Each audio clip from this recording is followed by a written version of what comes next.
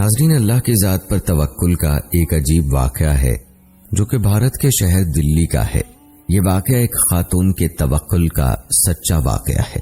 یہ خاتون بیان کرتی ہیں کہ اس کا خاوند اس کو چھوڑ کر بغیر بتائے کہیں چلا گیا اور پھر میں اس کی راہ تکتی رہ گئی مگر وہ واپس نہ آیا۔ جب میرا خاوند مجھے چھوڑ کر گیا تو میری گود میں چھوٹی سی بچی بھی تھی۔ جب مجھے اپنے خاوند کی واپسی کا یقین نہ رہا تو میں اپنے بوڑھے باپ کے ساتھ رہنے لگی۔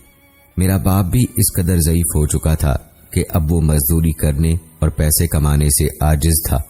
ہمارے حالات آئے دن بگڑتے جا رہے تھے اور نوبت فاقوں تک آن پہنچی تھی۔ ایک دن میری بچی کو شدید بخار آ گیا۔ گھر میں کھانے کو کچھ نہیں تھا، دوائی کے لیے پیسے تو دور کی بات تھی۔ میں سخت پریشانی کی حالت میں بیٹھی رو رہی تھی۔ ہماری مدد کرنے والا بھی کوئی نہ تھا کہ اچانک میرے دل و دماغ پر اللہ کا یہ ارشاد چھا سا گیا، کون ہے جو مضطر کی فریاد کو سنتا ہے جب وہ اس کو آواز دیتا ہے اور اس کی مصیبت کو دور کرتا ہے، جو کہ سورہ نمل کی آیت ہے۔ ناظرین، وہ عورت کہتی ہے کہ اللہ کے اس ارشاد نے میرے اندر اللہ رب العزت کی ذات پر ایسا بھروسہ اور توکل پیدا کر دیا کہ میں اٹھی اور اپنی بیٹی کے ماتھے پر ٹھنڈے پانی کی پٹی رکھی، اس کے بعد وضو کیا اور 2 رکعت نماز نفل ادا کیے اور دوبارہ نماز کی نیت باندھ کر اللہ کے حضور سجدہ ریز ہو گئی۔ بچی کی تکلیف کی وجہ سے نماز بھی مختصر پڑھی، لیکن دل پر اللہ تعالیٰ کے اسی ارشاد اور آیت کا غلبہ تھا۔ دل میں اللہ کی ذات پر عجیب سا توکل اور بھروسہ جاگ اٹھا تھا۔ میں اسی عمل کو بار بار دہرا رہی تھی، 2 رکعت پڑھتی، دعا کرتی اور بچی کی پٹی چینج کرتی۔ میں نے اس عمل کو 4-5 دہرایا ہوگا کہ ہمارے دروازے پر دستک ہوئی۔ میں اور میرے والد صاحب دونوں پریشان تھے کہ رات کے اس پہر دروازے پر کون ہو سکتا ہے۔ والد صاحب نے پوچھا کہ کون ہے تو باہر سے آواز آئی، میں ڈاکٹر ہوں۔ انہوں نے دروازہ کھولا۔ ڈاکٹر نے اندر آتے ہی پوچھا، مریضہ کہاں ہے؟ ہم نے بچی کی طرف اشارہ کر دیا۔ ڈاکٹر نے بڑی تسلی سے میری بچی کو چیک کیا، پھر کاغذ کی چٹ پر کچھ لکھا اور مجھے تھماتے ہوئے بولا، لائیے میری فیس، میں چلتا ہوں اور یہ دوائی لا کر بچی کو استعمال کرائیں۔ میں نے عاجزی سے اسے کہا کہ ہمارے پاس تو فیس نہیں ہے۔ ڈاکٹر کو غصہ آ گیا اور غصے میں بولا کہ اگر فیس نہیں تھی تو اس وقت مجھے فون کر کے کیوں بلایا؟ مفت میں تھوڑا ہی چیک اپ کرتے ہیں ہم۔ اس پر ہمیں حیرانگی ہوئی کہ ڈاکٹر کو فون کس نے کیا۔ البتہ میں نے ہمت کر کے ڈاکٹر کو بتایا کہ ہم نے تو فون نہیں کیا، بلکہ ہمارے پاس تو فون بھی نہیں ہے، ہمارے گھر میں کھانے کے لیے کچھ نہیں، ہم یہ دوائی کیسے لا سکتے ہیں؟ اس پر ڈاکٹر تھوڑا نارمل ہوا اور پوچھنے لگا کہ یہ افتخار صاحب کا گھر نہیں ہے؟ ہم نے بتایا نہیں، ان کا گھر اس گلی کی دوسری نکڑ پر ہے۔ تو وہ ڈاکٹر خاموشی سے چلا گیا۔ میں واپس اپنی بچی کے پاس بیٹھ گئی۔ تھوڑی دیر گزری تھی کہ دوبارہ دروازے پر دستک ہوئی۔ وہی ڈاکٹر دوبارہ ہمارے گھر آیا اور اس نے کہا کہ میں اس وقت تک نہیں جاؤں گا جس وقت تک آپ لوگوں کی پوری کہانی معلوم نہ کر لوں۔ میں نے سارا ماجرا اس کو سنایا۔ اس نے ہمیں تسلی دی اور خود جا کر مارکیٹ سے دوائیاں خرید کر لایا اور ساتھ میں ہمارے کھانے پینے کے لیے بھی کافی کچھ لے کر آیا۔ اس نے اپنے ہاتھوں سے میری بچی کو دوائی پلائی اور جاتے وقت یہ کہہ کر گیا کہ اب آپ کو کسی قسم کی فکر کرنے کی ضرورت نہیں، میں ہر مہینے آپ کو ضرورت کا سامان پہنچا دیا کروں گا۔ ناظرین، یہ ہے اللہ پر بھروسہ اور توکل کا صلہ۔ جب انسان اللہ کی طرف پورے یقین کے ساتھ رجوع کرتا ہے اور صرف اللہ پر توکل کرتا ہے تو اللہ اس کی ضرور داد رسی فرماتا ہے، اس کی مدد کرتا ہے، اس کی ایسی مدد فرماتا ہے جو کہ انسانی ذہن سے بالا تر ہوتی ہے۔ ناظرین، ایسا ہی ایک واقعہ اور آپ کو سناتے ہیں جو ایک حکیم صاحب کا اللہ کی ذات پر توکل کرنے کے حوالے سے ہے۔ اس کے بعد آپ کو توکل کا اور تقدیر کا مفہوم بتاتے ہیں۔ کہتے ہیں بھارتی پنجاب کے کسی شہر میں ایک حکیم صاحب ہوا کرتے تھے جن کا مطلب ایک پرانی سی عمارت میں ہوتا تھا۔ حکیم صاحب روزانہ صبح مطلب جانے سے پہلے بیوی کو کہتے کہ جو کچھ آج کے دن کے لیے تم کو چاہیے ایک چٹ پر لکھ کر مجھے دے دو۔ بیوی لکھ کر دے دیتی۔ آپ دکان پر آ کر سب سے پہلے وہ چٹ کھولتے، بیوی نے جو چیزیں لکھی ہوتی ان کے سامنے ان چیزوں کی قیمت درج کرتے، پھر ان کا ٹوٹل کرتے، پھر اللہ سے دعا کرتے کہ یا اللہ تو ہی میرا وکیل ہے، میرا تجھ پر ہی توکل ہے۔ میں صرف تیرے ہی حکم کی تعمیل میں تیری عبادت چھوڑ کر یہاں دنیا داری کے چکروں میں آ بیٹھا ہوں۔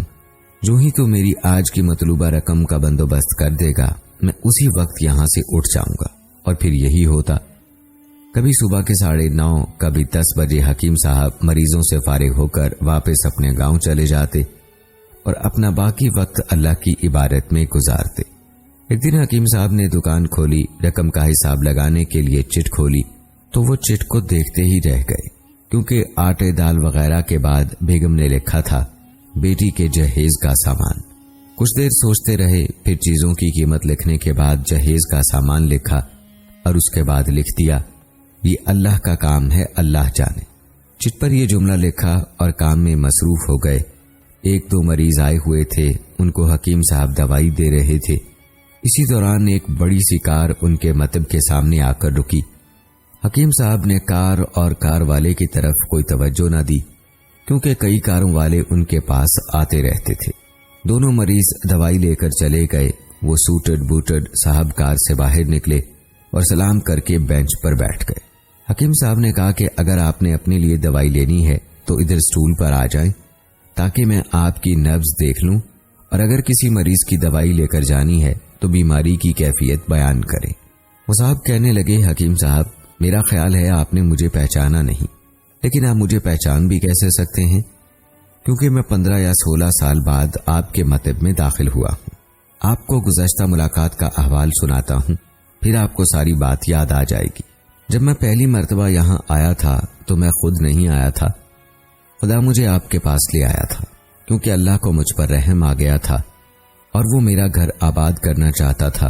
ہوا اس طرح تھا کہ میں اپنی کار میں اپنے آبائی گھر جا رہا تھا کہ سفر کے دوران عین آپ کی دکان کے سامنے ہماری کار کا ٹائر پنکچر ہو گیا۔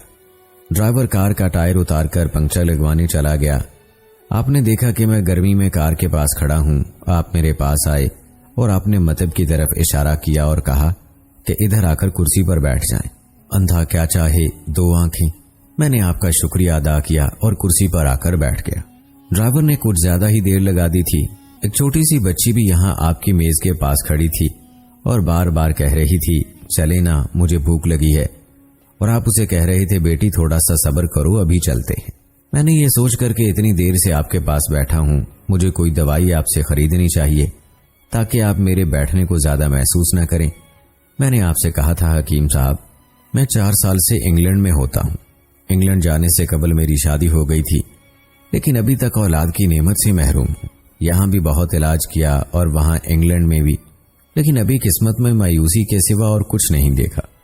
مجھے کل کی طرح یاد ہے کہ آپ نے کہا تھا میرے بھائی توبہ استغفار پڑھو، خدارا اپنے خدا سے مایوس نہ ہو، یاد رکھو اس کے خزانے میں کسی شے کی کمی نہیں، اولاد، مال و اسباب اور غمی، خوشی، زندگی، موت، ہر چیز اسی کے ہاتھ میں ہے۔ کسی حکیم یا ڈاکٹر کے ہاتھ میں شفا نہیں ہوتی اور نہ ہی کسی دوا میں شفا ہوتی ہے۔ شفا اگر ہونی ہے تو اللہ کے حکم سے ہونی ہے، اولاد دینی ہے تو اسی نے دینی ہے۔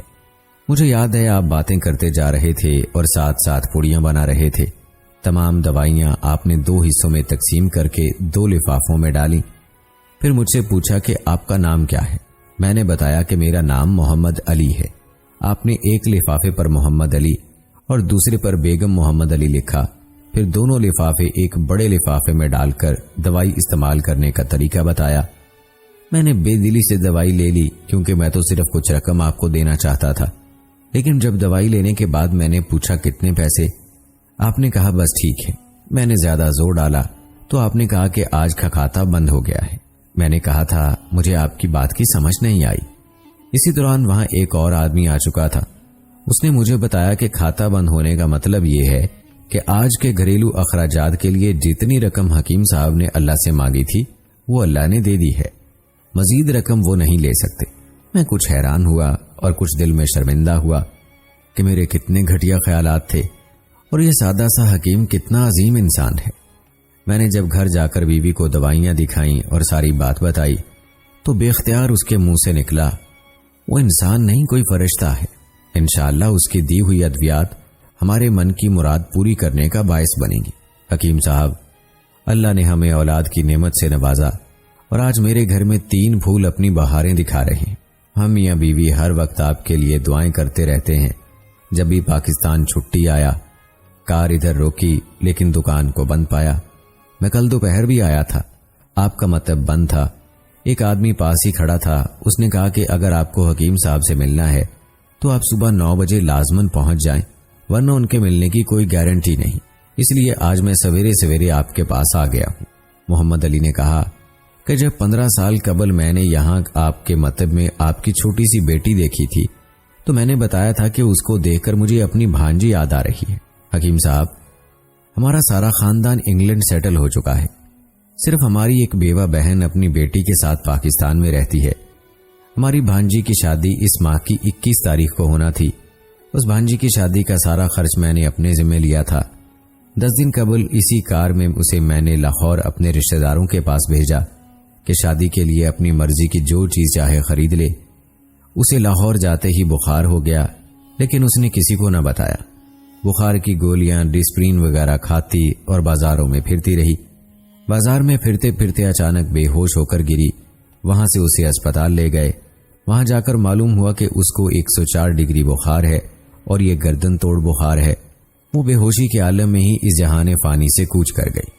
اس کے فوت ہوتے ہی نہ جانے کیوں مجھے اور میری بیوی کو آپ کی بیٹی کا خیال آیا۔ ہم میاں بیوی نے اور ہماری تمام فیملی نے فیصلہ کیا ہے کہ ہم اپنی بھانجی کا تمام جہیز، تمام سامان آپ کے ہاں پہنچا دیں گے۔ شادی جلد ہو تو اس کا بندوبست خود کریں گے، اور اگر ابھی کچھ دیر ہے تو تمام اخراجات کے لیے رقم آپ کو نقد پہنچا دیں گے۔ آپ نے نہ نہیں کرنی، آپ اپنا گھر دکھا دیں تاکہ سامان کا ٹرک وہاں پہنچایا جا سکے۔ حکیم صاحب حیران و پریشان یوں گویا ہوئے، محمد علی صاحب، آپ جو کچھ کہہ رہے ہیں مجھے سمجھ نہیں آ رہا، میرا اتنا دماغ نہیں ہے۔ میں نے تو آج صبح جب بیوی کے ہاتھ کی لکھی ہوئی چٹ یہاں آ کر کھول کر دیکھی تو مرچ مسالے کے بعد جب میں نے یہ الفاظ پڑھے، بیٹی کے جہیز کا سامان، تو آپ کو معلوم ہے میں نے کیا لکھا؟ آپ خود یہ چٹ ذرا دیکھ لیں۔ محمد علی یہ دیکھ کر حیران رہ گئے کہ بیٹی کے جہیز کے سامنے لکھا ہوا تھا، یہ کام اللہ کا ہے، اللہ جانے۔ محمد علی صاحب یقین کریں، آج تک کبھی ایسا نہیں ہوا تھا کہ بیوی نے چٹ پر چیز لکھی ہو اور مولا نے اس کا اسی دن بندوبست نہ کر دیا ہو۔ واہ مولا واہ، تو عظیم ہے، تو کریم ہے۔ آپ کی بھانجی کی وفات کا صدمہ ہے، لیکن اس کی قدرت پر حیران ہوں کہ وہ کس طرح اپنے معجزے دکھاتا ہے۔ حکیم صاحب نے کہا، جب سے ہوش سنبھالا ایک ہی سبق پڑھا کہ اللہ پر توکل کرنا اور صبح ورد کرنا ہے، رازق رازق تو ہی رازق، اور شام کو شکر شکر مولا تیرا شکر کا ورد کرنا ہے۔ پیارے دوستو، آپ نے اللہ پر توکل کی یہ دلچسپ داستان ملاحظہ فرمائی۔ چلیے اب آپ کو بتاتے ہیں کہ تقدیر اور توکل کیا ہے۔ قرآن و حدیث میں تقدیر اور توکل کے بارے میں کیا ارشادات ہیں، تقدیر پر ایمان رکھنا کتنا ضروری ہے، اور اللہ کی ذات پر توکل کا اصل مفہوم کیا ہے۔ یاد رہے کہ توکل اور تقدیر کے مفہوم کو سمجھنا ہر مسلمان کے لیے انتہائی ضروری ہے، اس لیے ویڈیو کو آپ نے سکپ نہیں کرنا اور آخر تک لازمی دیکھنا ہے۔ یار دوستو، ہم تقدیر کے بارے میں بھی تفصیلی بات کریں گے، لیکن پہلے بات کرتے ہیں توکل کی۔ یاد رہے کہ توکل سے مراد اللہ کی ذات پاک پر بھروسہ کرنا، یعنی اپنے آپ کو اللہ کے سپرد کر دینا ہے۔ در حقیقت توکل اللہ اور انسان کے درمیان ایک ایسا انوکھا احساس ہے جس کا احاطہ بھروسہ اور اعتماد جیسے الفاظ نہیں کر سکتے۔ البتہ اس کی جامعیت کو سمجھنے کے لیے اسے بھروسہ کہا جا سکتا ہے، کیونکہ بھروسہ کسی پر بھی کیا جا سکتا ہے، لیکن اللہ پر توکل خاص جذبے کا نام ہے، اور توکل کا لفظ صرف اللہ کی ذات کے لیے ہی مخصوص ہے۔ یہ وہ جذبہ ہے جس سے اللہ اور بندے کا رشتہ مضبوط ہو جاتا ہے۔ جس شخص کا اللہ پر توکل مضبوطی سے قائم ہو جاتا ہے، اس کے لیے ہر معاملے میں اللہ کافی ہو جاتا ہے۔ سورہ الطلاق میں اللہ تعالیٰ نے فرمایا، جس نے اللہ پر توکل کیا اس کے لیے اللہ کافی ہے، اور سورہ آل عمران میں ارشاد ہے، اگر اللہ تمہاری مدد کرے تو کوئی تم پر غالب نہیں آ سکے گا، اور اگر وہ تمہیں چھوڑ دے تو پھر کون ایسا ہے جو تمہاری مدد کرے، اور مومنوں کو تو اللہ پر ہی توکل کرنا چاہیے۔ پیارے دوستو، اللہ کے ساتھ توکل کے رشتے میں جڑنے کے لیے انسانی ہمت، محنت، کوشش اور لگن کی اہمیت کو سمجھنا ضروری ہے۔ اللہ پر یقین اور توکل رکھنے سے ہرگز یہ مراد نہیں ہے کہ بندہ کوشش و محنت کو ترک کر دے، اور نہ یہ کہ بندہ صرف اپنی محنت و ہمت کو بروئے کار لاتے ہوئے ہر معاملے میں اسی کو کافی سمجھ بیٹھے۔ انسانی کوشش اور اللہ پر توکل دونوں کا آپس میں چولی دامن کا ساتھ ہے۔ آسان الفاظ میں بیان کیا جائے تو توکل یہ ہے کہ ہر کام کے آغاز میں اللہ پاک سے اس کام کو کرنے کی توفیق و ہمت کو طلب کیا جائے، کیونکہ اللہ کی عطا کردہ توفیق اور ہمت کے بغیر بندہ حقیر اور کمتر ہے۔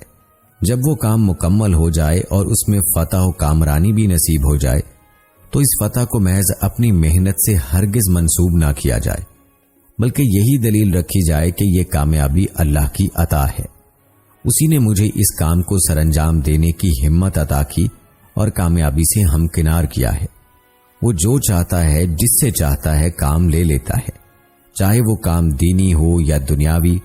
اور دوستو، اس کے برعکس ایسی صورت میں کہ محنت کے باوجود اس کام میں ناکامی سے دوچار ہونا پڑے تو نا امید ہوئے بغیر اسے اللہ کی رضا سمجھنا چاہیے، کیونکہ بندے کا کام تو کوشش کرنا ہے، کامیابی دینا یا نہ دینا یہ اللہ کے ہاتھ میں ہے، کیونکہ تقدیر اللہ تعالیٰ کی آزمائش ہے اور تدبیر بندے کی کاوش۔ دوستو، یاد رہے کہ جد و جہد کائنات کا اصول ہے۔ ہمت کرنے والا ہی پہاڑوں کی بلند چوٹیوں پر فتح و کامرانی کے جھنڈے گاڑتا ہے۔ کسان کی محنت سے ہی کھیت میں فصل اگتی ہے۔ دن کا اجالا رات کی تاریکی کو چاک کر کے حسین صبح کی کرنوں کے ساتھ نمودار ہوتا ہے۔ محنت کرنے والا طالب علم ہی ہر میدان میں کامیاب ہوتا ہے۔ ہر سائنسی ایجاد کے پیچھے جد و جہد و عمل کا جذبہ کار فرما ہوتا ہے۔ علامہ اقبال رحمت اللہ علیہ نے کیا خوب فرمایا ہے، عمل سے زندگی بنتی ہے، جنت بھی جہنم بھی۔ ایمان کا اصل امتحان بھی اسی طرح لیا جاتا ہے کہ بندہ اللہ پر توکل قائم رکھتے ہوئے مسلسل جد و جہد کو اپنا شعار بنا لے، چاہے معاملہ رزق حاصل کرنے کا ہو یا امتحان میں کامیابی کا، مقصد جنگی تیاری ہو یا دینی و دنیاوی فتح حاصل کرنے کا۔ اللہ کی ذات پر توکل کا اظہار اسی صورت میں ممکن ہے کہ بندہ باطن میں خود کو اللہ کے سپرد کر دے اور ظاہری طور پر ہمتاً مصروف عمل رہے، نہ کہ یہ بندہ ہاتھ پر ہاتھ دھرا بیٹھا رہے کہ اللہ کی جانب سے اس کا معاملہ از خود حل ہو جائے گا، یا پھر یہ کوشش کرنے کی بجائے بس تسبیح کے دانے ہی پھیرتا رہے۔ ایسے شخص کو متوکل کیسے کہا جا سکتا ہے؟ وہ تو بس سست اور کاہل ہی ہے۔ آپ کو بتاتے چلیں کہ انسانی کوشش اور تقدیر کے ضمن میں دو نظریاتی فرقے وجود میں آتے ہیں، اول مذہب قدر اور دوم مذہب جبر۔ مذہب قدر یہ وہ فرقہ ہے جو کہتا ہے اللہ نے بندے کو اختیار دیا ہے کہ وہ اچھے اور برے اعمال کا فیصلہ کر کے اپنے لیے درست راہ کا انتخاب کر سکتا ہے۔ وہ تقدیر کے ہاتھوں مجبور نہیں ہے، بلکہ آزاد اور خود مختار ہے۔ ان کے لیے انسانی کوشش اور آزادی ہی ان کے مذہب کا محور و مرکز ہے۔ مذہب جبر فرقہ والوں کا کہنا ہے کہ بندہ تقدیر کے ہاتھوں مجبور ہے، تمام فیصلے کیے جا چکے ہیں، کوئی بھی شے اللہ کے حکم کے بغیر بال برابر بھی حرکت نہیں کر سکتی۔ ان کے مذہب میں تقدیر کے سامنے خود کو بے بس جان کر انسانی کوشش کو ترک کرنے کا نظریہ ملتا ہے۔ پیارے دوستو، اگر ان دونوں فرقوں کا ایک باریک بینی سے مطالعہ کیا جائے تو قدر یہ مذہب میں توکل کا فقدان نظر آتا ہے، اور انسانی کوشش اور فیصلہ سازی کو ہی مذہب کی بنیاد قرار دیا گیا ہے۔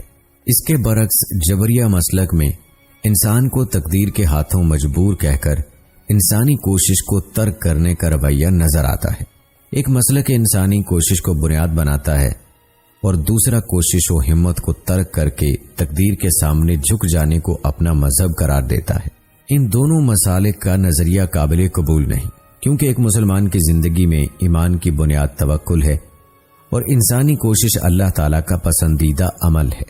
اس کے علاوہ یہ دونوں مذاہب انتہا پسندیت کو ابھارتے ہیں، جبکہ دین اسلام معینہ روی کا دین ہے۔ جس طرح انسانی وجود کے دو رخ ہیں، ایک ظاہر اور دوسرا باطن، اسی طرح ایک مسلمان کے وجود کے دو رخ ہیں، باطن توکل سے عبارت ہے اور ظاہر کوشش و ہمت کا نام ہے۔ قرآن مجید کی سورہ یونس کی آیت نمبر 84 میں اللہ تعالیٰ فرماتے ہیں، اسی پر یعنی اللہ تعالیٰ پر توکل کرو اگر تم مسلمان ہو۔ یاد رہے کہ انسان کو تقدیر کے ہاتھوں مجبور کہہ کر کوشش و ہمت کو ترک کر دینا، اپنا حال تبدیل نہ کرنا، گناہوں سے باز نہ آنا، یہ سب نفس کی ہیلا گری و فتنہ ہے۔ پھر دوستو، بندہ صرف یہ سوچ کر کوشش و ہمت کو ترک نہیں کر سکتا کہ اللہ نے اس کے لیے یہی برائی کرنا لکھی تھی سو ایسا ہی ہوا، ایسا ہرگز نہیں ہے۔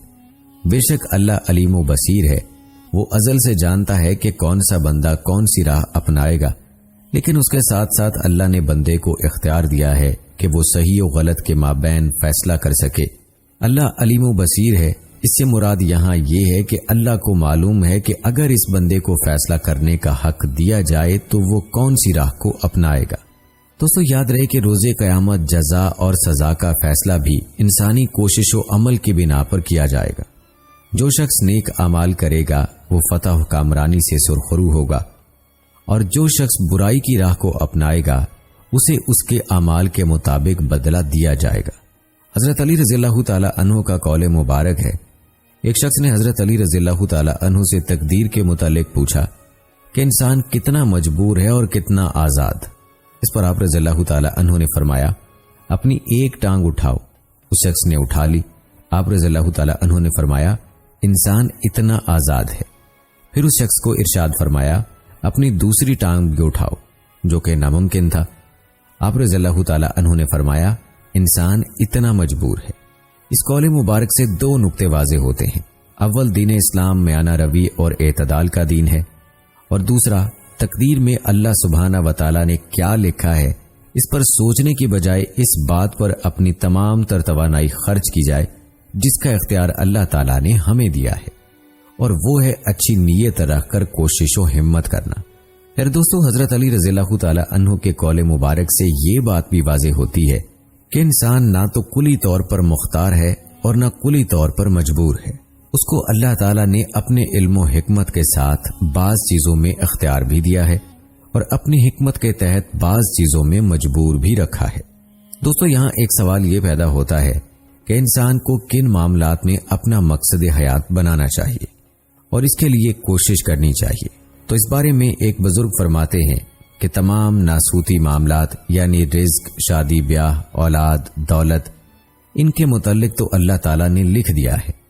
انسان کو چاہیے ان معاملات کو اپنا مقصد حیات بنانے کی بجائے معرفت اور دیدار الہی کو اپنا اولین مقصد بنائے، اور در حقیقت اسی مقصد کو حاصل کرنے کے لیے انسان کوشش کرنے کے لیے کہا گیا ہے، اور یہی انسان کی اصل آزمائش ہے۔ جو شخص اس مقصد میں کامیاب ہو گیا وہ دین و آخرت دونوں میں کامیاب ہو گیا۔ اللہ تعالیٰ نے سورہ دہر کی آیت نمبر 2 میں ارشاد فرمایا، بے شک ہم نے انسان کو ملے جلے نطفے سے امتحان کے لیے پیدا کیا اور اس کو سنتا دیکھتا بنایا۔ یہاں سنتا اور دیکھتا سے مراد ہے کہ اللہ تعالیٰ نے انسان کو قوت اور عقل و فہم سے نوازا ہے تاکہ وہ صحیح و غلط راہ کے مابین تفریق کر سکے اور آزمائش میں کامیاب ہو سکے۔ دوستو اگر بات کی جائے توکل اور رزق کی تو بحیثیت بندہ اس حقیقت ازلی پر صدق دل سے ایمان ہونا چاہیے کہ ہر شخص کا رازق وہی ہے۔ جس نے بندے کو ایک نطفے سے پیدا کیا وہی بندوں کا رازق ہے۔ جو ایک بچے کو ماں کے پیٹ میں رزق مہیا کرتا ہے، اور وہ رازق رب کریم ہے جو پتھر میں موجود ایک کیڑے کو بھی بھوکا نہیں رہنے دیتا۔ چرند پرند، حیوانات و نباتات سب کا رازق اللہ تعالی ہے، لیکن صد افسوس ان پر جو بے یقینی کا شکار ہو کر رزق کی خاطر مسبب الاسباب کو چھوڑ کر مخلوق سے امیدیں وابستہ کر لیتے ہیں۔ اللہ تعالیٰ نے سورہ طلاق میں فرمایا، اور اس کو ایسی جگہ سے رزق دے گا جہاں سے گمان بھی نہ ہو، اور جو خدا پر بھروسہ رکھے گا یعنی توکل رکھے گا وہ اس کی کفالت کرے گا۔ خدا جو چاہتا ہے وہ کر لیتا ہے۔ خدا نے ہر چیز کا اندازہ مقرر کر رکھا ہے۔ دوستو یاد رہے کہ رزق کی خاطر انسان کو کوشش کرنے کا ضرور کہا گیا ہے، جیسا کہ اللہ تعالیٰ فرماتا ہے، انسان کے لیے وہی کچھ ہے جس کے لیے وہ کوشش کرتا ہے۔ لیکن رزق حاصل کرنے کے لیے کوشش کرنا اور خواہشات نفس کی پیروی کرنے میں بہت فرق ہے۔ خواہشات نفس کا غلام بن جانا اور حلال کمائی کی خاطر تگ و دو کرنا مختلف عمل ہے۔ اللہ تعالیٰ نے سورہ جاسیہ میں فرمایا، اے محمد صلی اللہ علیہ وآلہ وسلم، آپ نے ایسے شخص کو دیکھا ہے جس نے اپنی خواہشات کو الہ یعنی معبود بنا لیا ہے۔ پھر دوستو یاد رکھیں، انسان کی زندگی کا مقصد بس پیٹ بھرنا نہیں یا روزی روٹی کی خاطر ہر دم پریشان رہنا نہیں ہے۔ صبح کا کھانا کھا لینے کے بعد دوپہر کے کھانے کی فکر میں کمر بستہ رہنا، جب رات ہوئی تو اگلے دن کی روزی کی فکر میں مشغول ہو جانا اور اسی کو مقصد حیات بنا لینا توکل الی اللہ کے برعکس ہے۔ حضرت ابو درداء رضی اللہ تعالی عنہ سے روایت ہے کہ رسول اللہ صلی اللہ علیہ وآلہ وسلم نے ارشاد فرمایا، رزق بندے کو اس طرح تلاش کرتا ہے جیسے اس کی موت اسے تلاش کرتی ہے۔ حضرت عمر رضی اللہ تعالی عنہ سے روایت ہے، میں نے رسول اللہ صلی اللہ علیہ وآلہ وسلم کو فرماتے سنا، اگر تم اللہ تعالیٰ پر اسی طرح توکل کرو جیسے توکل کرنے کا حق ہے تو تمہیں پرندوں کی طرح روزی دی جائے گی کہ صبح کو بھوکے نکلتے ہیں اور شام کو پیٹ بھر کر واپس آتے ہیں۔ اسی طرح حضرت شیخ عبد القادر جیلانی رحمت اللہ علیہ نے فرمایا، تو اپنے رزق کے بارے میں فکر نہ کر، کیونکہ رزق کو جتنا تو تلاش کرتا ہے اس سے زیادہ رزق تجھے تلاش کرتا ہے۔ جب تجھے آج کے دن کا رزق مل گیا تو کل آنے والے دن کے رزق کی فکر نہ کر۔ جس طرح تو گزشتہ دن کو چھوڑ گیا کہ وہ دن گزر گیا، آنے والے دن کا تجھے معلوم نہیں کہ آتا ہے یا نہیں، اس لیے تو آج کے دن میں مشغول رہ۔ پھر دوستو، اگر دیکھا جائے تو روزی اور معاش کی فکر میں حلال و حرام کی تمیز کو بھول جانا یہ موجودہ دور کا سب سے بڑا المیہ ہے اور اس کی وجہ توکل کی کمی ہے۔ حالانکہ اسلام نے ہر معاملے میں بنی نوع انسان کو توکل اختیار کرنے کا حکم دیا ہے۔ اللہ پاک نے ہر ایک شخص کو دوسرے بندے کے لیے رزق کا وسیلہ بنایا ہے۔ مثلا والد کو بچوں اور بیوی کے رزق کا وسیلہ بنایا ہے، ایک ٹھیکیدار کو کئی مزدوروں کے رزق کا وسیلہ بنایا ہے، قرض مال و متاع یا صاحب حیثیت شخص کو غریبوں کی روزی روٹی کا وسیلہ بنایا ہے۔ اس بات پر اترانا یا اپنے آپ کو دوسروں سے اس لیے برتر جاننا کہ میری وجہ سے کسی اور کو رزق مل رہا ہے، غرور و تکبر کے زمرے میں آتا ہے۔ اگر بندہ رزق کے معاملے میں کسی دوسرے سے امید باندھ لیتا ہے کہ مجھے رزق دینے والا فلاں شخص یا فلاں مخصوص ادارہ ہے اور اسی کے سامنے اپنا ہاتھ پھیلاتا ہے تو یہ شرک کے زمرے میں آتا ہے۔ حق تو یہ ہے کہ بندہ اس بات پر اللہ کا شکر بجا لائے کہ اللہ نے اسے کسی دوسرے کے رزق کا وسیلہ بنایا ہے، اسی نے اسے توفیق عطا فرمائی ہے، وہ جسے چاہتا ہے عطا کر دیتا ہے اور جس سے چاہتا ہے چھین لیتا ہے۔ دوستو، اگر دیکھا جائے تو مسئلہ تقدیر و توکل میں عام دنیا کے لوگ بڑی افراتفری میں پائے جاتے ہیں۔ کچھ بے دین لوگ تو وہ ہیں جو سرے سے تقدیر و توکل کے قائل ہی نہیں، انہوں نے مادی اسباب ہی کو خدا بنایا ہوا ہے، اور کچھ ناواقف ایسے بھی ہیں جنہوں نے تقدیر و توکل کو اپنی کم ہمتی اور بیکاری کا بہانہ بنا لیا ہے۔ تو چلیے آپ کو مسئلہ تقدیر کو سمجھنے کے لیے صحیح ستہ سے چند احادیث بتاتے ہیں جن میں اس مسئلے کی تشریح موجود ہے۔ ان احادیث کو آپ نے غور سے سننا ہے تاکہ آپ کو تقدیر و توکل کے مسئلے کی سمجھ آ سکے۔ پیارے دوستو، صحیح بخاری جلد 2 حدیث نمبر 443 میں حضرت عبداللہ رضی اللہ تعالی عنہ سے روایت ہے کہ رسول اللہ صلی اللہ علیہ وآلہ وسلم نے فرمایا کہ تم میں سے ہر ایک کی پیدائش ماں کے پیٹ میں پوری کی جاتی ہے، 40 دن تک نطفہ رہتا ہے، پھر اتنے ہی دنوں تک مزغہ گوشت رہتا ہے، پھر اللہ تعالیٰ ایک فرشتے کو 4 باتوں کا حکم دے کر بھیجتا ہے اور اسے کہا جاتا ہے کہ اس کا عمل، اس کا رزق اور اس کی عمر لکھ دے، اور یہ بھی لکھ دے کہ وہ بدبخت یعنی جہنمی ہے یا نیک بخت یعنی جنتی ہے۔ پھر اس میں روح پھونک دی جاتی ہے، بے شک تم میں سے ایک آدمی ایسا عمل کرتا ہے کہ اس کے اور جنت کے درمیان صرف 1 گز کا فاصلہ رہ جاتا ہے کہ اس کو نوشتہ یعنی تقدیر غالب آ جاتا ہے اور وہ دوزخیوں کے عمل کرنے لگتا ہے، اور ایک آدمی ایسے عمل کرتا ہے کہ اس کے اور دوزخ کے درمیان صرف 1 گز کا فاصلہ رہ جاتا ہے کہ اتنے میں تقدیر الہی اس پر غالب آ جاتی ہے اور وہ اہل جنت کے کام کرنے لگتا ہے۔ پیارے دوستو، جو آیت آپ نے تھوڑی دیر پہلے ملاحظہ کی اس میں بھی کتاب کا ذکر ہو چکا ہے کہ ہر انسان کے پیدا ہونے سے پہلے ہی کچھ چیزیں لکھ دی جاتی ہیں، اور اسی کتاب کا لکھا دراصل تقدیر ہے۔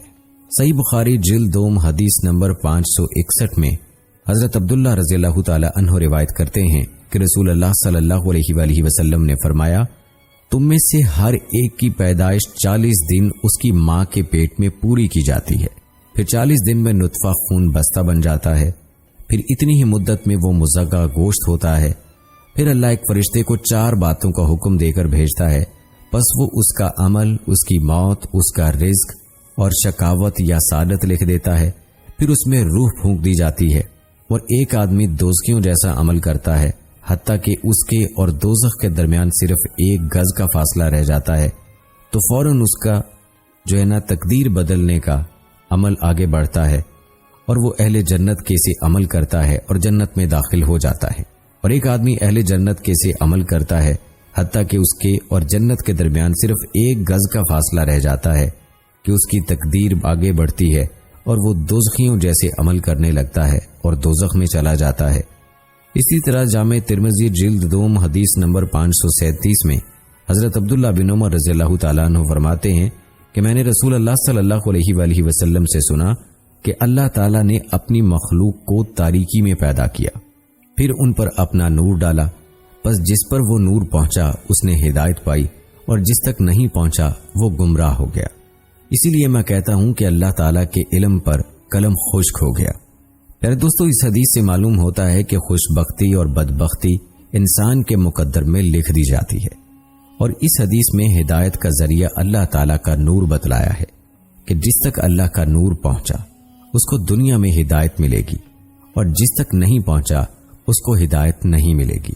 پیارے دوستو، سنن ابن ماجہ جلد 100 حدیث نمبر 750 میں حضرت ابان بن عثمان فرماتے ہیں کہ میں نے سیدنا عثمان رضی اللہ تعالی عنہ کو یہ فرماتے سنا کہ میں نے رسول اللہ صلی اللہ علیہ وآلہ وسلم کو یہ فرماتے سنا، جو بندہ بھی ہر روز صبح اور شام 3 بار یہ کلمات کہے، بسم اللہ الذی لا یضر مع اسم شیء فی الارض وفی السماء وہو السمیع العلیم، یہ نہیں ہو سکتا کہ اسے کوئی ضرر پہنچے۔ راوی کہتے ہیں کہ حضرت ابان کو فالج تھا، ایک شخص ان کی طرف تعجب سے دیکھنے لگا تو حضرت ابان نے اس سے کہا، کیا دیکھتے ہو؟ حدیث ایسے ہی ہے جیسے میں نے بیان کی، لیکن ایک روز میں نہ پڑھ سکا اور بھول گیا تاکہ اللہ تعالیٰ اپنی اٹل تقدیر مجھ پر جاری فرما دے۔ میرے دوستو، یہاں معلوم ہوا کہ جب اللہ تعالیٰ کی طرف سے کوئی فیصلہ اٹل ہوتا ہے تو پھر دنیا میں اس کے لیے راہیں خود ہی بنتی چلی جاتی ہیں، جیسا کہ اس حدیث میں راوی کا بیان ہے کہ جس روز مجھے فالج ہوا میں یہ دعا پڑھنا بھول گیا تھا۔ دراصل یہ تکلیف ان کے مقدر میں تھی اور ان کو پہنچنی تھی، اس لیے وہ دعا نہ پڑھ سکے اور ان کو فالج ہو گیا۔ صحیح مسلم جلد 100 حدیث نمبر 2242 میں ہے، حضرت ابو الاسد دہلی سے روایت ہے کہ مجھے عمران بن حسین نے کہا، کیا تو جانتا ہے کہ آج لوگ عمل کیوں کرتے ہیں اور اس میں مشقت کیوں برداشت کرتے ہیں؟ کیا یہ کوئی ایسی چیز ہے جس کا فیصلہ ہو چکا ہے اور تقدیر الہی اس پر جاری ہو چکی ہے، یا وہ عمل ان کے سامنے آتے ہیں جنہیں ان کے نبی صلی اللہ علیہ وآلہ وسلم کی لائی ہوئی شریعت نے دلائل ثابتہ سے واضح کر دیا ہے؟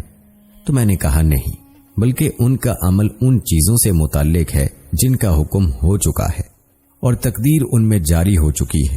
تو عمران نے کہا، کیا یہ ظلم نہیں ہے؟ راوی کہتے ہیں کہ اس سے میں سخت گھبرا گیا اور میں نے کہا، ہر چیز اللہ کی مخلوق اور اس کی ملکیت ہے، پس اس سے اس کے فعل کی باز پرس نہیں کی جا سکتی، اور لوگوں سے تو پوچھا جائے گا۔ تو انہوں نے مجھے کہا، اللہ تجھ پر رحم فرمائے، میں نے آپ سے یہ سوال صرف آپ کی عقل کو جانچنے کے لیے ہی کیا تھا۔ قبیلہ مزنیہ کے 2 آدمی رسول اللہ صلی اللہ علیہ وآلہ وسلم کی خدمت میں حاضر ہوئے اور عرض کیا، اے اللہ کے رسول صلی اللہ علیہ وآلہ وسلم، آپ اس بارے میں کیا فرماتے ہیں کہ لوگ آج عمل کس بات پر کرتے ہیں اور کس وجہ سے اس میں مشقت برداشت کرتے ہیں؟ کیا یہ کوئی ایسی چیز ہے جس کے بارے میں حکم صادر ہو چکا ہے اور اس میں تقدیر جاری ہو چکی ہے، یا ان کے نبی صلی اللہ علیہ وآلہ وسلم جو احکام لے کر آئے ہیں اور تبلیغ کی حجت ان پر قائم ہو چکی ہے اس کے مطابق عمل ہے؟ آپ صلی اللہ علیہ وآلہ وسلم نے فرمایا، نہیں، بلکہ ان کا عمل اس چیز کے مطابق ہے جس کا فیصلہ ہو چکا ہے اور تقدیر اس میں جاری ہو چکی ہے، اور اس کی تصدیق اللہ کی کتاب میں موجود ہے۔ اللہ تعالیٰ کا ارشاد ہے، اور قسم ہے انسان کی اور جس نے اس کو بنایا اور اسے اس کی بدی اور نیکی کا الہام فرمایا۔ پھر دوستو، صحیح مسلم جلد 100 حدیث نمبر 2254 میں حضرت طاؤس رضی اللہ تعالی عنہ سے روایت ہے کہ میں نے رسول اللہ صلی اللہ علیہ وآلہ وسلم کے متعدد صحابہ سے ملاقات کی، وہ کہتے تھے ہر چیز تقدیر سے وابستہ ہے، اور میں نے حضرت ابن عمر رضی اللہ تعالی عنہ سے سنا کہ رسول اللہ صلی اللہ علیہ وآلہ وسلم نے فرمایا، ہر چیز تقدیر سے وابستہ ہے، یہاں تک کہ عجز اور قدرت یا قدرت اور عجز۔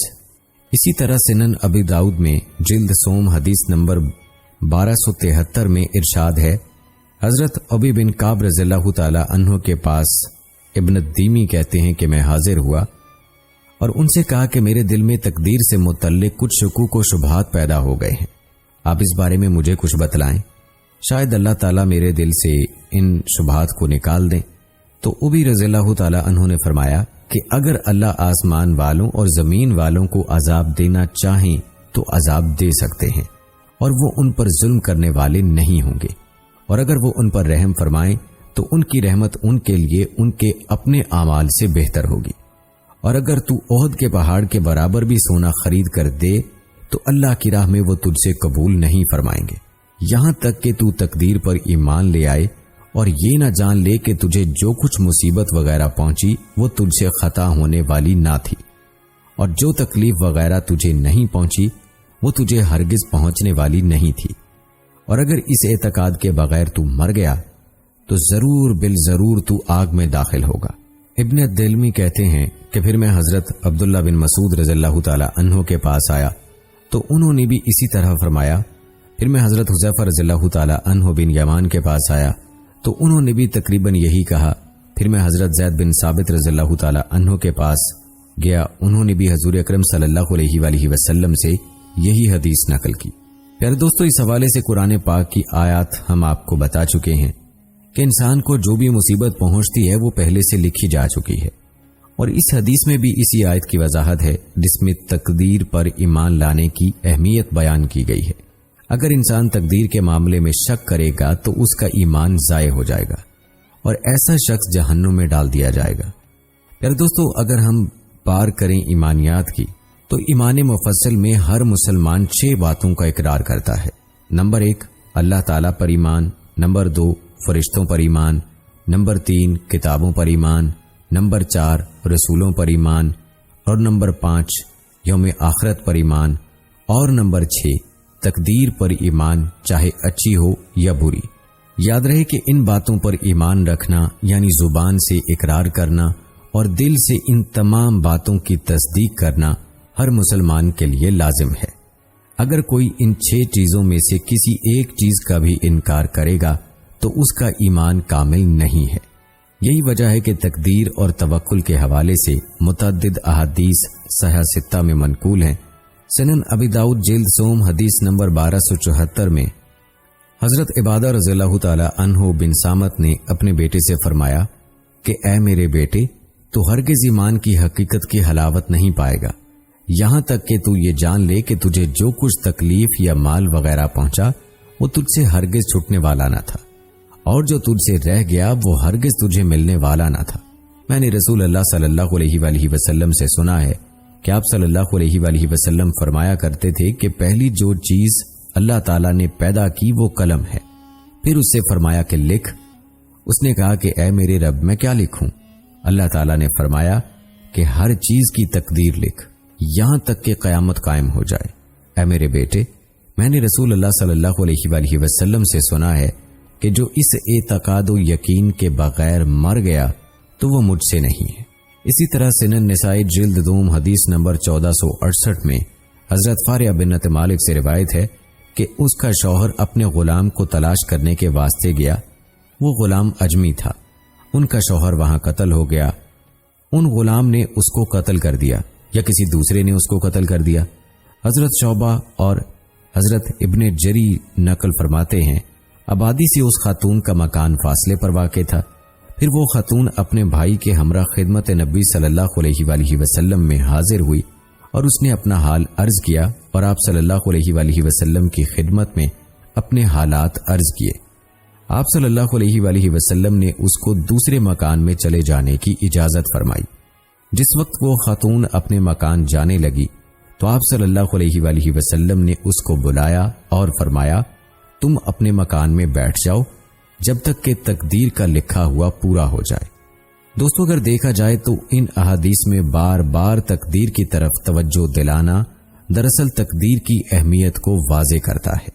سنن نسائی جلد سوم حدیث نمبر 1698 میں عبداللہ بن یزید سے روایت ہے کہ ایک دن لوگوں نے حضرت عبداللہ بن مسعود رضی اللہ تعالی عنہ سے باتیں کی۔ انہوں نے فرمایا ایک دور ایسا تھا کہ ہم کسی بات کا حکم نہیں کرتے تھے اور نہ ہی ہم حکم کرنے کے لائق تھے، پھر اللہ تعالیٰ نے ہماری تقدیروں میں لکھا تھا کہ ہم اس درجے کو پہنچ گئے کہ جس کو تم دیکھ رہے ہو، پس اب آج کے دن سے جس شخص کو تمہارے میں سے فیصلہ کرنے کی ضرورت پیش آ جائے تو اس کو چاہیے کہ وہ اللہ کی کتاب کے مطابق حکم دے۔ اگر وہ فیصلہ کتاب اللہ میں نہ ملے تو اس کے رسول صلی اللہ علیہ وآلہ وسلم کے حکم کے مطابق دے، اور وہ فیصلہ کتاب اللہ اور پیغمبروں کے فیصلوں میں بھی نہ ہو تو نیک لوگوں کے فیصلوں کے مطابق فیصلے دے۔ نیک حضرات سے اس جگہ مراد حضرات خلفاء راشدین اور حضرات صحابہ کرام ہیں، اور اگر وہ کام ایسا ہو جو کہ خدا بند قدس کی کتاب میں مل سکے، یعنی اللہ کی کتاب میں مل سکے، اور نہ ہی اس کے رسول صلی اللہ علیہ وآلہ وسلم کے احکام میں ملے، اور نہ ہی نیک حضرات کے فیصلوں میں، تو تم اپنی عقل و فہم سے کام لو، اور یہ نہ ہو کہ میں ڈرتا ہوں اور میں اس وجہ سے خوف محسوس کرتا ہوں کہ حلال بھی کھلا ہو یعنی ظاہر ہو، اور حرام بھی کھلا ہوا ہے، اور دونوں یعنی حلال و حرام کتاب اللہ اور اس کے رسول صلی اللہ علیہ وآلہ وسلم کی حدیث سے معلوم ہوتے ہیں۔ البتہ ان دونوں کے درمیان بعض ایسے کام ہیں کہ جن میں شبہ ہے تو تم اس کام کو چھوڑ دو جو کام تم کو شک و شبے میں مبتلا کرے۔ حضرت امام نسائی نے فرمایا کہ یہ حدیث جید ہے، یعنی یہ حدیث صحیح ہے۔ پیارے دوستو، حدیث میں دو باتوں کا تذکرہ ہے، ایک تو تقدیر کا ذکر ہے اور معلوم ہوتا ہے کہ صحابہ کا تقدیر پر مکمل یقین تھا، اور دوسری اہم بات فیصلوں کے حوالے سے ہے کہ جب بھی فیصلہ کیا جائے تو مسلمانوں کے لیے ضروری ہے کہ قرآن و سنت سے کریں۔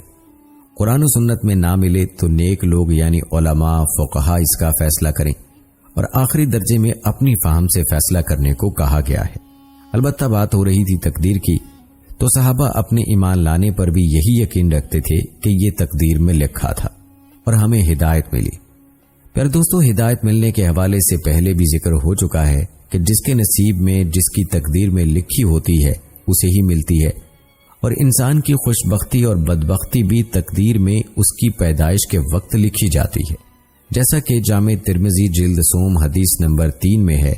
حضرت سالم اپنے والد عبداللہ سے روایت کرتے ہیں کہ عمر رضی اللہ تعالی عنہ نے عرض کیا، یا رسول اللہ صلی اللہ علیہ وآلہ وسلم، ہم جو عمل کرتے ہیں کیا یہ نیا امر ہے، یا عرض کیا کہ نیا شروع ہوا ہے، یا یہ پہلے سے تقدیر میں لکھا جا چکا ہے اور اس سے فراغت حاصل کی جا چکی ہے؟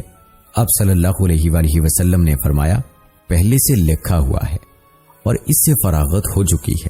اے خطاب کے بیٹے، یعنی اے حضرت عمر رضی اللہ تعالی عنہ، ہر شخص پر وہ آسان کر دی گئی ہے جس کے لیے وہ پیدا کیا گیا ہے، لہذا جو نیک بخت لوگ ہیں وہ نیک بختی کے عمل کرتے ہیں، اور جو بدبخت ہیں وہ اسی کے لیے عمل کرتے ہیں۔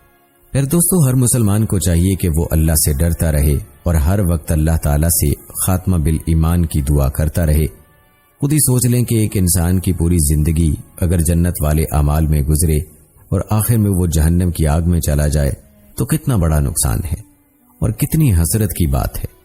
یاد رکھیں، حدیث میں آتا ہے کہ دعا تقدیر کے لکھے کو ٹال سکتی ہے، اس لیے اللہ سے اس یقین کے ساتھ دعا مانگنی چاہیے کہ اللہ ہماری خاتمہ بالایمان کی دعا کو قبول فرما کر ہمارا خاتمہ ایمان پر ہی فرمائے گا، اور یہ بھی یقین رکھنا چاہیے کہ اگر خدا نہ خواستہ تقدیر میں کوئی بدبختی لکھی بھی ہے تو اس کو اللہ تعالیٰ دعا کی برکت سے اور اپنی قدرت کاملہ سے بدل دے گا۔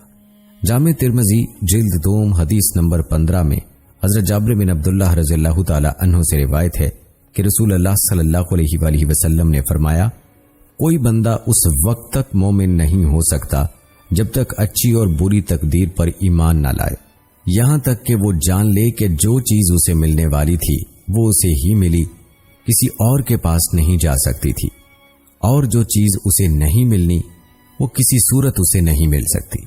اسی طرح صحیح مسلم جلد سوم حدیث نمبر 2231 میں حضرت حذیفہ رضی اللہ تعالی عنہ سے روایت ہے کہ میں نے اپنے ان دونوں کانوں سے رسول اللہ صلی اللہ علیہ وآلہ وسلم کو فرماتے ہوئے سنا کہ نطفہ رحم میں 40 رات تک رہتا ہے، پھر فرشتہ اس پر صورت بناتا ہے، پھر عرض کرتا ہے، اے رب، یہ مذکر ہے یا مؤنث؟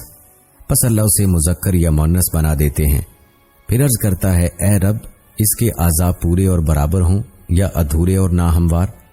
پس اللہ اسے کامل الاعضاء یا ادھورے الاعضاء والا بناتے ہیں۔ پھر عرض کرتا ہے اے رب اس کا رزق کتنا ہے، اس کی عمر کیا ہے، اس کے اخلاق کیا ہیں؟ پھر اللہ اس سے شقی یا سعید بناتا ہے۔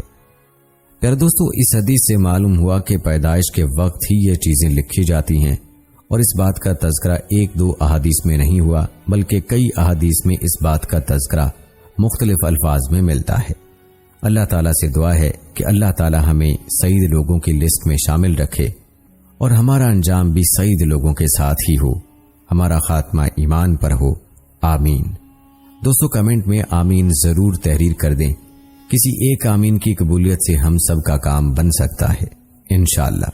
پیارے دوستو، جامع ترمذی جلد دوم حدیث نمبر 207 میں عبداللہ بن مسعود رضی اللہ تعالی عنہ سے روایت ہے کہ رسول اللہ صلی اللہ علیہ وآلہ وسلم نے فرمایا، جس کو فاقے میں مبتلا کیا گیا اور اس نے اپنی حالت لوگوں سے بیان کرنی شروع کر دی اور چاہا کہ لوگ اس کی حاجت پوری کر دیں، تو ایسے شخص کا فاقہ دور نہیں کیا جائے گا، لیکن اس نے اپنی آزمائش پر صبر کیا اور اللہ تعالیٰ کی طرف رجوع کیا تو اللہ تعالیٰ جلد یا بدیر اسے رزق عطا فرمائے گا۔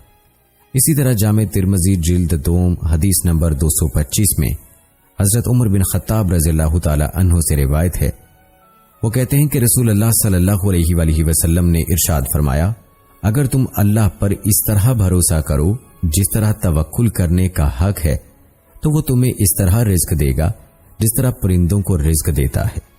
صبح کو وہ بھوکے نکلتے ہیں اور شام کو پیٹ بھر کر واپس آتے ہیں۔ پیارے دوستو، چونکہ اللہ تعالیٰ نے انسان کی تقدیر لکھ دی ہے، اسی لیے ہمارا دین ہمیں صبر کی اور اللہ پر توکل کی تلقین کرتا ہے، اور صبر کرنے والے کے بارے میں اور توکل کرنے والے کے بارے میں فرما دیا کہ ان کو اللہ پسند کرتا ہے اور ان کی مدد بھی فرماتا ہے۔ اور یاد رہے کہ ایسے ہی لوگ کامیاب ہیں جو اللہ کے دیے ہوئے پر راضی رہتے ہیں اور اللہ کے لکھے ہوئے پر قناعت کرتے ہیں۔ جامع ترمذی جلد دوم حدیث نمبر 229 میں حضرت عبداللہ بن عمر رضی اللہ تعالی عنہ کہتے ہیں کہ رسول اللہ صلی اللہ علیہ وآلہ وسلم نے ارشاد فرمایا، جو شخص اسلام لایا اور اسے کفایت کے بقدر رزق عطا کیا گیا جس پر اللہ تعالیٰ نے اسے قناعت دی، تو وہ شخص کامیاب ہو گیا۔ پھر دوستو، ہر انسان کو چاہیے کہ وہ ناشکری سے بچے، کیونکہ ناشکری کرنے والوں کو اللہ تعالیٰ پسند نہیں فرماتا۔ آج ہمارا المیہ ہے کہ تھوڑی سی آزمائش آ جائے تو ہم اللہ تعالیٰ سے شکوے شکایت کرنے لگتے ہیں اور اللہ کی ناشکری کرتے ہیں، جو کہ جاہلانہ حرکت ہے۔ یاد رہے کہ اللہ تعالیٰ کی ناشکری کرنے سے اللہ کو تو کوئی فرق نہیں پڑتا، ہاں البتہ انسان اپنا ہی نقصان کر رہا ہوتا ہے اور اللہ کو ناراض کرتا ہے۔ یاد رہے کہ ہر انسان فقیر ہے اور فقیر کا کام ہے مانگنا، اس لیے انسان کو چاہیے کہ ہر معاملے میں اللہ سے مانگے اور اللہ پر توکل کرے۔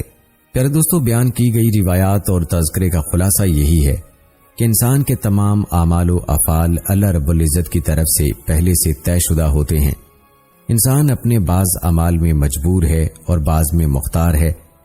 اس بات کو حضرت سیدنا علی المرتضی رضی اللہ تعالی عنہ نے ایک منکر تقدیر کے سوال کے جواب میں بڑے آسان انداز میں واضح فرمایا، اور اس واقعے کا ذکر پہلے بھی گزر چکا ہے کہ حضرت علی رضی اللہ تعالی عنہ نے سوال کرنے والے شخص کو کوئی جواب دیے بغیر فرمایا، اپنا ایک پاؤں اوپر اٹھاؤ۔ اس نے اٹھا دیا، پھر فرمایا اس پاؤں کو اسی طرح اٹھائے رکھو اور دوسرا پاؤں بھی اٹھاؤ۔ تو اس نے کہا، امیر المومنین، یہ تو میں نہیں کر سکتا۔ فرمایا، بس انسان اتنا ہی مختار و با اختیار اور اتنا ہی مجبور و بے بس ہے۔ دوستو، یاد رہے کہ تقدیر کا پہلے لکھ دیا جانا اعمال میں رکاوٹ نہیں بن سکتا، چونکہ اللہ تعالیٰ نے لکھ دیا ہے، اس لیے بندے وہی کریں گے۔ ایسا نہیں ہے، بلکہ بندے جیسا کرنے والے ہیں اللہ پہلے سے جانتا ہے اور اس کو اللہ نے لکھ دیا ہے۔ جیسا کہ قرآن مجید میں ہے، ہر شخص کے لیے وہی عمل آسان ہوگا جس کے لیے وہ پیدا ہوا ہے، اس لیے حکم ہے کہ بندہ ہر حال میں عمل کرتا رہے۔ یاد رہے کہ تقدیر کے پہلے سے لکھا ہوا ہونے اور اللہ تعالیٰ کو پہلے سے بندوں کے جملہ اعمال کا علم ہونے کا انکار کفر ہے۔ اللہ تعالیٰ نے یہ فیصلہ صادر فرما دیا ہے کہ اگر کوئی نیکی کرے گا تو اس کے نتائج بھی نیک ہوں گے اور برائی کے ثمرات بھی ویسے ہی برے ہوں گے۔ یہ اللہ تعالیٰ کا عدل ہے کہ انسان اپنے انہی اعمال کا حساب دینے کا پابند ہوگا جو وہ اپنی رضا اور رغبت سے کرتا ہے۔ مجبوری میں کیے جانے والے اعمال کے بارے میں اس سے باز پرس اور پوچھ گچھ نہیں ہوگی۔ یہ بات ہمیشہ پیش نظر رکھنی چاہیے کہ تقدیر کی اقسام بندوں کے اعتبار سے ہے، ورنہ اللہ تعالیٰ کے ہاں ہر تقدیر مبرم ہی ہے، کیونکہ اللہ تعالیٰ ہر کام کے انجام اور خاتمے کے متعلق ازل سے ہی واقف اور پوری طرح آگاہ ہے۔ آپ کو بتاتے چلیں کہ بندوں کے اعتبار سے تقدیر کی 3 اقسام ہیں۔ نمبر 1، تقدیر مبرم حقیقی۔ یہ آخری فیصلہ ہوتا ہے جس کو اللہ تعالیٰ کے حکم سے لوح محفوظ میں لکھ دیا جاتا ہے اور اس میں تبدیلی ناممکن ہے۔ نمبر 2، تقدیر مبرم غیر حقیقی۔ یہ وہ تقدیر ہے جو عام حالات میں تو طے شدہ ہوتی ہے، مگر خاص حالات میں اس میں تبدیلی ممکن ہے۔ نمبر 3، تقدیر معلق۔ یہ وہ تقدیر ہے جو کسی عمل کے نتیجے میں تبدیل بھی کی جا سکتی ہے۔ اللہ رب العزت جب چاہتا ہے اپنے علم کے مطابق موقع با موقع جس تقدیر میں رد و بدل کرتا رہتا ہے وہ یہی تقدیر معلق ہوتی ہے۔ بندوں میں کون سعید یعنی نیک بخت اور جنتی ہے اور کون شقی یعنی بدبخت اور جہنمی ہے لکھا جا چکا ہے، قلم لکھ چکا ہے، صحیفے خشک ہو چکے ہیں، اب اس میں کوئی تبدیلی نہیں ہوگی۔ یاد رہے کہ دنیا میں قوموں کا عروج و زوال ان کی تقدیر کا حصہ ہے۔ ہر عروج و زوال اللہ کی جانب سے مقدر ہے جس میں اس کی حکمتیں کار فرما ہوتی ہیں۔ یہ دنیا اللہ کی ملکیت ہے، یہاں وہی کچھ ہوتا ہے جو اللہ تعالیٰ چاہتا ہے، اور اللہ کی چاہت کے بغیر یہاں کچھ نہیں ہو سکتا۔ اللہ تعالیٰ سے یہ سوال نہیں کیا جا سکتا کہ اس نے فلاں کام کیوں کیا، یا فلاں کام ایسے کیوں کیا، ویسے کیوں نہیں کیا۔ وہ مختار کل ہے، جس کے لیے چاہے نفع مقدر کرے، جس کے لیے چاہے نقصان مقدر کرے، جس کے لیے چاہے صحت مقدر کرے اور جس کے لیے چاہے مرض مقدر کرے۔